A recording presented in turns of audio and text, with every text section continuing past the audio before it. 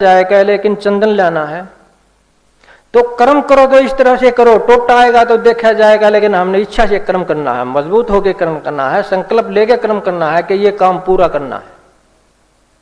उदासी से काम नहीं करना, उत्साह से करना है, संकल्प लेके करना है, इच्छा लेकर के करना है, लेकिन साथ में तैयार रहो, स्थिरचित रहो, जो आएगा हम सामना करेंगे। ये बात अच्छी है कि और कोई अच्छी है। और चंदन के पास जाओगे तो चंदन के पेड़ से तो सर्प भी चिपटे हुए हैं, और सर्पों को भी हटाना है। क्या मर्जी में रख लोगे तुम, मर्जी के यहाँ तो सर्प है, जाने दो। चंदन कैसे लाए तो सर्प लिपटे हुए खा जाएंगे, आप कुछ नहीं कर सकते। मान लो कि मर्जी है या तो सर्प लिपटा रखे, परमात्मा ने हम क्या करें, अब चंदन तो नहीं ले सकते, लेकिन नहीं, वो सर्प भी हटाने हैं और चंदन भी लाना है। मजबूत रहो, मजबूत रहे बगैर तुमको सत्संगी नहीं कहा जा सकता। जब तक तुम अडोल नहीं हो, जब तक स्थिर शांत नहीं हो, टिकाऊ नहीं हो, ठहराव नहीं है, जब तक तो आपने अभ्यास करना पड़ेगा टिकने का, अपने अंदर ठहरने का। तो ये कर्म के अंदर मैंने दो संभावनाएं बताई कि हर एक कर्म के अंदर दो संभावनाएं हैं। ये तुमने सोच ही लेना चाहिए पहले ही कि दो संभावनाएं जो भी आएगी सामना करेंगे। ऐसा करके तुम कर्म करो तो सफल ही सफल हो, तुम गिर नहीं सकते, तुम उदास हो नहीं सकते। अब कर्म के अंदर दो चीजें तो होती ही हैं, एक तो स्वार्थ की होती है, स्वार्थ की होती है, एक परोपकार की होती है। ये इच्छा होती है, इस इच्छा के दो रूप हैं। कर्म के पीछे जो इच्छा होती है उसके दो रूप हैं। एक तो इच्छा का वो रूप है जिसे तुम स्वार्थ सिद्ध करते हो, अपना के अपना स्वार्थ सिद्ध हो जाए खुद का। एक ये इच्छा होती है कर्म के पीछे कि किसी दूसरे का लाभ हो जाए। दो हिस्से हो गए ना इच्छा के, इच्छा मिट नहीं सकती, दो हिस्से हो सकते हैं उसके। तो एक तो स्वार्थी हिस्सा है, एक परोपकारी हिस्सा है। कर्म के अंदर से इन दो प्रकार की इच्छाओं को तुम निकाल नहीं सकते, कितना भी जोर लगाओ। न तो स्वार्थी इच्छा को हटा सकते और न परोपकारी इच्छा को हटा सकते हैं, ये तो कुदरतन नेचर में फंसा हुआ सब कुछ है। एक माता है, अपने बच्चे को दूध पिलाती है, वो दूध कहां से आ गया? वो परोपकार का काम है कि माता का स्वार्थी काम है? बच्चे को दूध पिलाना, उसका पालन पोषण करना, ये एक परोपकारी काम है, और जो अपना पालन पोषण करना है वो उसका अपना स्वार्थी काम है, अपना काम है। लेकिन दोनों के पीछे एक काम करती है, वो खाना खाती है। माता खाना खाती है, लगती तो ऐसा है कि वो व्यक्तिगत कर्म करती है, खाना अपने लिए खा रही है, लेकिन ऐसा नहीं है। अंदर शरीर की तासीर ये है कि एक हिस्सा को दूध बना देगा, एक हिस्सा को खून और मांस बना देगा। खून और मांस बनेगा वो माता के काम आएगा, दूध बनेगा वो बच्चे के काम आएगा। ये तो प्रकृति में भी कहीं शामिल नहीं है कि इच्छा मर जाएगी, कि इच्छा व्यक्तिगत ही होती है कि केवल परोपकारी होती है। दोनों ही प्रकार की होती है। माता का कर्म तो एक है, रोटी खाने का, लेकिन उस रोटी से क्या क्या होता है, उसका बच्चा भी पलता है और माता भी पलती है। माता पलती है तो उसका काम सिद्ध होता है, बच्चा पलता है तो बच्चे का सिद्ध होता है। तो ये परोपकारी इच्छा और स्वार्थी इच्छा कर्म के पीछे से आप कभी नहीं हटा सकते। ये सारी प्रकृति में, ये शरीर में भी, ये मन में भी, ये तन में भी, ये सभी जगह सर्वव्यापक है ये इच्छा। तो रास्ता ही बचता है स्थिर चित्त होने का। स्थिर रहा करो और सब सामना करते रहा करो। इस इच्छा को लेकर के हम सेवा में प्रवेश करते हैं। जो कर्म के पीछे परोपकारी इच्छा है, कर्म के पीछे जो तुम किसी का भला चाहते हो, ऐसी जो इच्छा है, हम इसको लेकर के थोड़ा सा आगे बढ़ते हैं और इसको हम सेवा के रूप में ले लेते हैं। जो तुम्हारी परोपकारी इच्छा है, ये ही परोपकार का रूप धारण करती है, ये ही सेवा का रूप धारण करती है। परोपकारी इच्छा है कर्म के पीछे, ये ही तुम्हारी जो है प्रेम का रूप लेती है, सेवा का रूप लेती है। जब इस सेवा का रूप लेती है परोपकारी इच्छा, इसमें स्वार्थ तो कुदरत ने नहीं होना चाहिए, क्योंकि परोपकारी इच्छा है, ऑलरेडी पहले ये परोपकारी इच्छा है, इसमें स्वार्थ क्यों होगा? नहीं हो सकता ना। तो ये तुम्हारी परोपकारी इच्छा है क्रम के पीछे, यही सेवा का रूप लेती है, यही प्रेम का रूप लेती है। और इसमें अहंकार भी क्यों होगा? क्योंकि वो अपने लिए नहीं होती, वो इच्छा दूसरे के लिए होती है, उसमें स्वार्थ नहीं होता है। वो दूसरे के लिए होती है, उसमें अहंकार नहीं होता है, उसमें एकपन होता है। अगर ये तुम्हारी इच्छा है परोपकारी क्रम के पीछे, इसको कायम रखो। तुम कर्म करते हो और इसको भी कायम नहीं करोगे तो उदास हो जाओगे। तुम किसी की सहायता नहीं कर सकते, अपने भी नहीं कर सकते। सब कर्म ऐसे करोगे बस ड्यूटी करनी है, जैसे तुम्हारा उत्साह है पीछे से संकल्प शक्ति का, वो खत्म हो जाएगा। उसको बनाए रखने के लिए जरूरी है कि हम कर्म करेंगे, संकल्प के साथ करेंगे, लेकिन नफा हो या फायदा हो उसको सहन करने के लिए मजबूत रहेंगे। ये तो है सत्संगी होने का गुण। अब प्रेम को बोलते हैं, कई जगह ले लेते हैं प्रेम के बारे में कि प्रेम क्या है, सेवा क्या है। सेवा का नाम ही दूसरा नाम प्रेम है। सेवा का दूसरा नाम प्रेम है। कहीं भी तुम सेवा कर सकते हो, वो प्रेम है। लेकिन प्रेम को ज्यादातर आजकल दार्शनिक लोग स्त्री और पुरुष के बीच में लेते हैं कि प्रेम जो है ये स्त्री और पुरुष के बीच की घटना है। लेकिन बात तो ये भी ठीक है, जब प्रेम भाई और भाई के बीच की घटना है, प्रेम बाप और बेटे के बीच की घटना है, प्रेम जीव जंतु और आदमी के बीच की घटना है, तो स्त्री पुरुष के बीच की भी घटना हो सकती है। इसमें दिक्कत क्या है? कोई भी दिक्कत नहीं है। लेकिन स्त्री और पुरुष के बीच में जो प्रेम है उसको ये सेक्स संबंध मानते हैं, उस सेक्स संबंध को ये मानते हैं कि यही प्रेम है।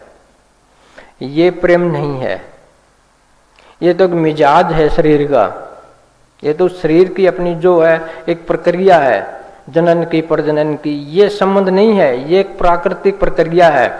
लेकिन सेवा तब शुरू होगी जब स्त्री पुरुष भी आपस में एक दूसरे के लिए जीवन व्यतीत करेंगे, तब वो सेवा हो जाएगी, जब वो प्रेम हो जाएगा। इससे पहले स्त्री और पुरुष में कोई प्रेम नहीं है, स्वार्थ है, अपने अपने लिए स्वार्थ है। तो प्रेम स्त्री और पुरुष में भी जब होगा जब अपना अपना स्वार्थ हट जाएगा, जब पत्नी अपने पति के लिए जीवन व्यतीत करेगा और पत्नी अपने पति के लिए जीवन व्यतीत करेगा, दूसरे के लिए अपना जीवन व्यतीत करेंगे, तो स्त्री और पुरुष के बीच में वो प्रेम का रूप हो जाएगा। फिर उनका सेक्स का संबंध नहीं होगा, वो एक दूसरे को भगवान देखेंगे। अगर ऐसा स्त्री और पुरुष के बीच में भी हो जाता है तो वो सेवा हो गई, वो प्रेम हो गया। और ऐसा सभी के साथ हो जाता है तो वो सेवा होगी, वो प्रेम हो गया।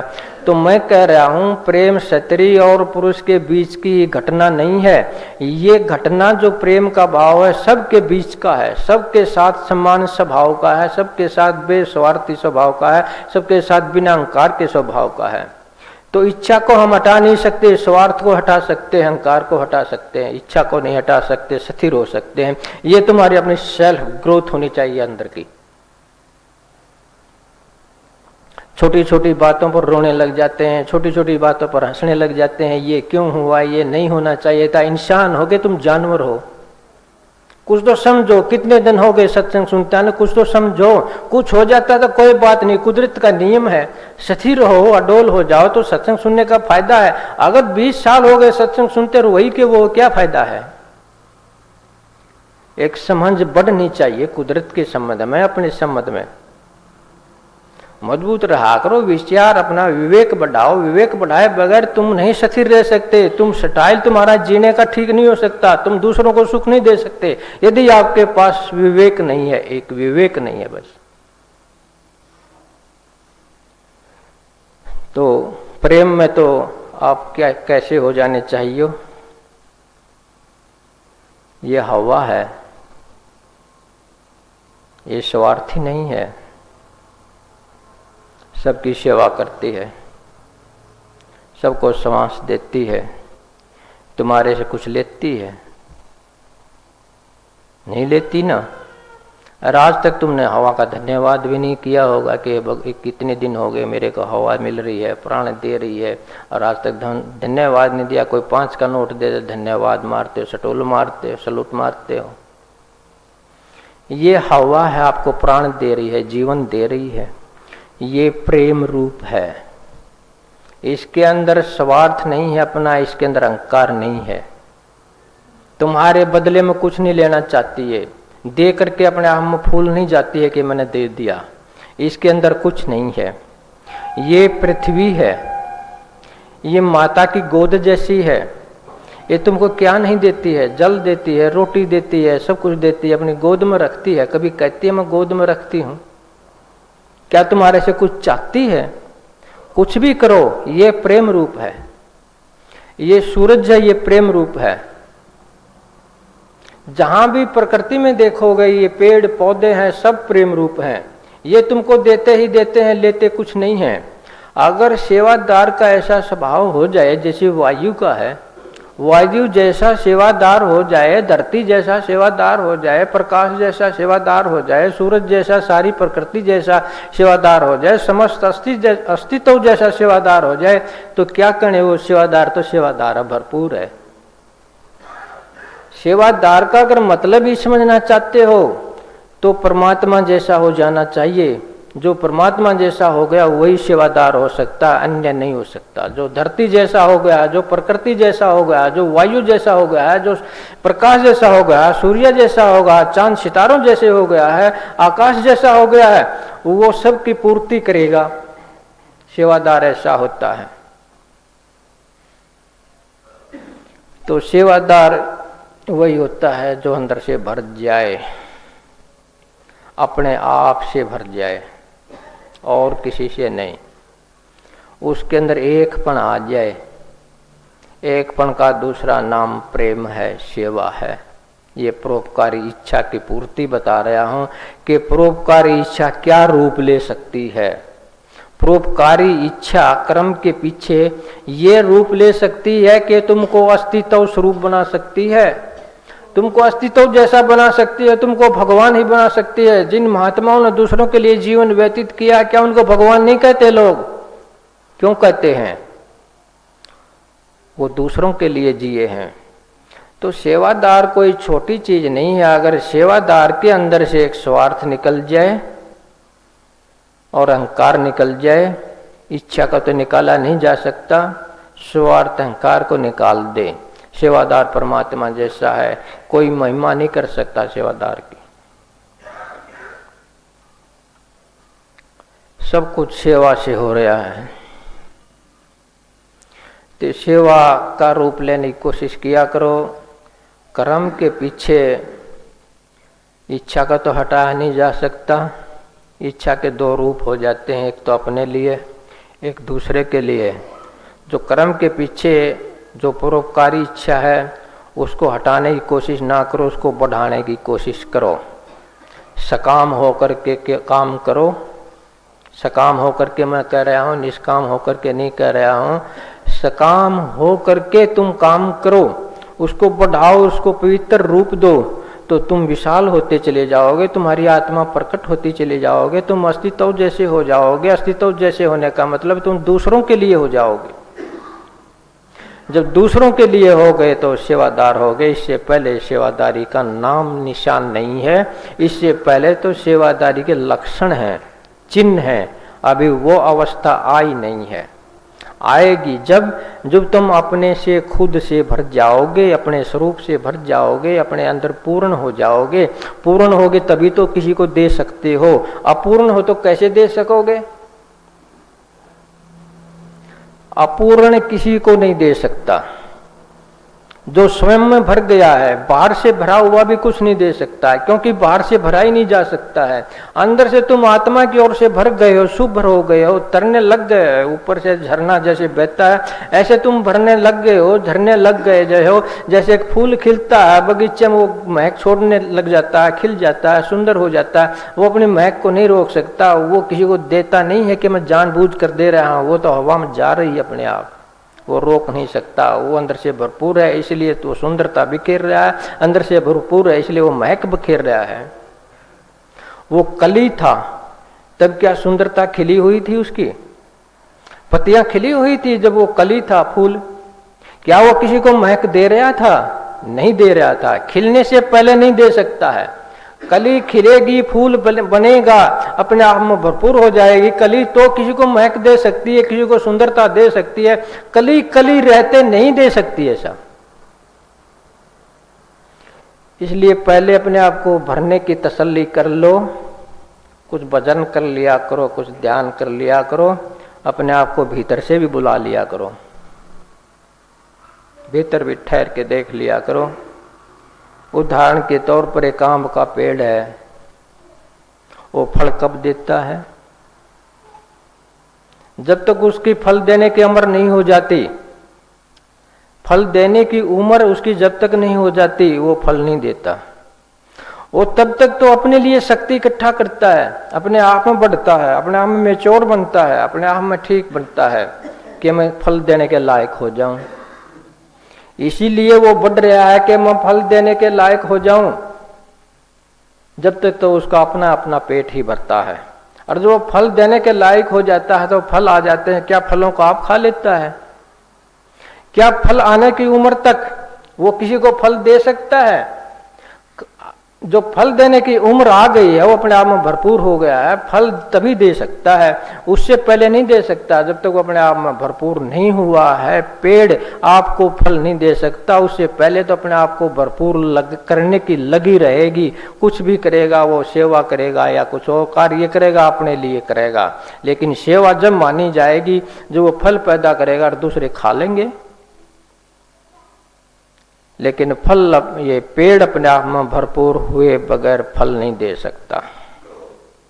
इसलिए पहले भरपूरता जरूरी है अगर आप सेवा करना चाहते हैं। सेवा तो अब भी कर रहे हैं, इसका भी अर्थ है, ये मत समझो इसका भी अर्थ नहीं है। ये भी तुमको सेवा के लिए प्रैक्टिस कर रहा है, तुम्हारी खोल रही है सेवा। चाहे आप सेवा के रूप में नहीं आए हो, लेकिन फिर भी आपकी सेवा के लिए तैयार कर रही है, फिर भी आपकी सेवा एक आदत डाल रही है दूसरों के लिए कार्य करने का। धीरे धीरे दूसरों के लिए कार्य करते करते तुम दूसरों के लिए ही हो जाओगे। तो वर्तमान की सेवा तो सेवा की प्रैक्टिस है। वर्तमान की सेवा तो जो तुम सेवा करोगे वहां तक पहुंचने की एक तरकीब है, तो ये तरकीब भी आपने रखनी होगी और वो इंतजार करना होगा कि कब हम शुभ्र हो जाएं कि हमारे अंदर स्वार्थ ना रहे। सेवा की बात समझ में आ गई है, कर्म के पीछे जो इच्छा है उसकी बात समझ में आ गई है। कर्म के पीछे जो इच्छा है ये बड़ी अच्छी चीज है, इसको हम निष्काम नहीं करना चाहिए, इसको हमने छोड़ नहीं देना चाहिए, इसको बल देना चाहिए, इसको शुद्ध रूप से और पवित्र रूप से लेना चाहिए, इसको छोड़ नहीं देना चाहिए। हम शास्त्र पढ़ते हैं तो ध्यान से पढ़ो। मैं पहले ही तुमको कहता हूं, हो सकता है उन शास्त्रों को ईश्वर कृत कहते हो, जैसे वेदों को ईश्वर कृत कहते हैं, गीता को भी ईश्वर कृत कहते हैं, बाइबल को भी ईश्वर कृत कहते हैं, कुरान को भी ईश्वर कृत कहते हैं। ईश्वर कृत कहने का मतलब क्या है? ये भगवान ने बनाए हैं, इन किताबों को भगवान ने रचना की है। इसका मतलब ये है तुमने ऐसा समझ के कोई पुस्तक नहीं पढ़नी है कि इसकी भगवान ने रचना की है। अगर आपने ये सोच लिया कि इस पुस्तक की भगवान ने रचना की है, आप सब कुछ ठीक मानोगे। और किसी पुस्तक की भगवान ने रचना नहीं की है, इसका प्रमाण है मेरे पास। वैसे नहीं कह रहा हूं, वैसे उल्लंघन नहीं कर रहा हूं। ऐसी कोई किताब बता दो जो पन्नों पर ना लिखी गई हो, ऐसी कोई किताब बता दो जो हाथ से ना लिखी गई हो, ऐसी कोई किताब बता दो शाही से ना लिखी गई हो। तो पन्ने पर लिखी गई है, शाही से लिखी गई है, कलम से लिखी गई है, इसका अर्थ है हाथ से लिखी गई है। हाथ से लिखी गई है इसका मतलब है व्यक्ति से लिखी गई है, भगवान से नहीं लिखी गई। ये काफी प्रमाण है इसके लिए। तो इतना तो सोच लिया करो, कोई किताब पढ़ो तो एकदम से गहरे बैठ करके अपने अंदर चेतनता से पढ़ो कि ये बात ठीक है कि नहीं, आज समझ नहीं आती तो फिर आ जाएगी। किताब से बंध के किताब मत पढ़ो, किताब से स्वतंत्र होकर किताब पढ़ो। चाहे गीता है, पुराण है, बाइबल है, कुछ भी है, तुम्हारा कोई नुकसान नहीं है। नुकसान है तो अहंकार का है, नुकसान है तो अज्ञान का है, ये दोनों जाएंगे। आत्मा का नुकसान नहीं है। स्वतंत्र होके प्रेम से, प्यार से कुछ भी पढ़ सकते हो, लेकिन पहले ही बंद करके मत बैठ जाना। कोई धारणा लेकर के मत पढ़ना कि ये मेरे गुरु की किताब लिखी है, ये कि अवतार की किताब लिखी है, कि भगवान की लिखी हुई है। ऐसी धारणा को मत लेकर के बैठ जाना। अगर आप मान लोगे कि मेरे गुरु की लिखी हुई है, गुरु में तो आपकी श्रद्धा है, तो मैंने गलत लिख दिया है तो उसमें भी आपकी श्रद्धा हो जाएगी। गलत लिख सकता हूँ, कोई भी लिख सकता है।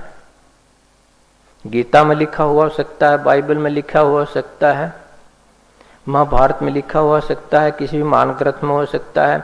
कि आपके गुरु की किताब में नहीं हो सकता गलत? हो सकता है। मैं हिम्मत के साथ ये बात आपको कह रहा हूं कि गुरु की किताब में भी गलत हो सकता है। इसलिए तुमने जो अपनी विचार शक्ति को मारना नहीं चाहिए, लेकिन गलत हो सकता है ये मत समझ लेना कि गुरु या अवतार गलत हो गए हैं। नहीं, उनका विकास का स्तर इतना होता है कि उन्होंने इतना ही लिखा है। समझते हो ना? इस बात से घृणा और द्वेष में भी जाने नहीं है। सिर्फ तटस्थ होकर के आजादी से गहन विचार करके सत्संग सुनो, गहन विचार करके तुम किताबें पढ़ो। बंद होगे नहीं, तुम खुलते चले जाओगे।